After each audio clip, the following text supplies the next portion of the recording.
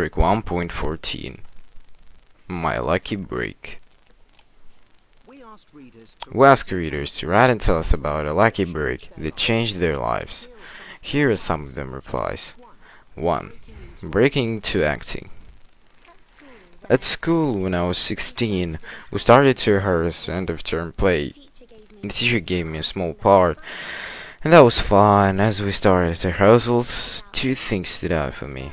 The first was that I really enjoyed this acting thing, even though it was my first go at it. I found memorizing my lines really easy, and I was able to remember other characters' lines too. Secondly, I realized the girl who had taken on the lead role couldn't act. Anyway, about a week before the play happened, she fell over and broke her leg, poor thing. The teacher didn't know what to do. I told her I could step in. She was pleasantly surprised when I was able to recite the main character's lines off by heart at the next rehearsal, and she gave me the part. The play was a huge success. Also, someone from a local theater group came and invited me to join them. I did, and it really helped me get into drama school, which was the start of my acting career. When the poor girl broke her leg, it was not a lucky break, haha, for her, but a lucky one for me.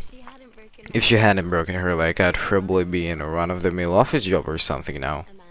Amanda. 2. Jammy Escape.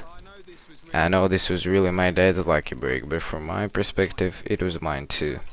About 10 years ago, my dad had to go to a really important business meeting in another city, and I had to catch an early morning flight. He took a taxi, but it got stuck in a horrendous traffic jam, and by the time he got to the airport, his plane had already taken off. He was really angry because he knew he was going to be late for the meeting. They managed to get him on the next plane, and off he went. When he landed and got through arrivals, he was surprised by what he saw. There were TV cameras all over the place, crowds of people frantically waiting for news. It turned out that the plane had missed earlier that morning had crashed. If it hadn't been for that traffic jam, my dad would probably no longer be here. Jason. 3. Breakdown and Startup. Just over 2 years ago, I was driving home very late one night on a quiet road, when another car suddenly came hurtling towards me. I had to roll the road to avoid it and almost hit a tree.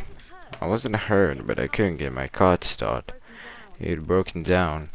I felt quite anxious as it was late and there hardly any of the cars around. I found roadside assistance for help, and they told me someone would be here in around half an hour. After about 5 minutes, a car pulled up, and a friendly-looking man got out. He asked me if I was okay, and I told him what had happened. He kindly offered to stay with me until help arrived. There was something very calm and soothing in his voice, so I took him up in his offer. We started talking and really hit it off. By the time the roadside assistance man turned up, we'd arranged to meet again. 2 years on, he's now my husband, and I wish I could thank the reckless driver who forced me off the road. If they were a better driver, I'd never had met the love of my life, Janine.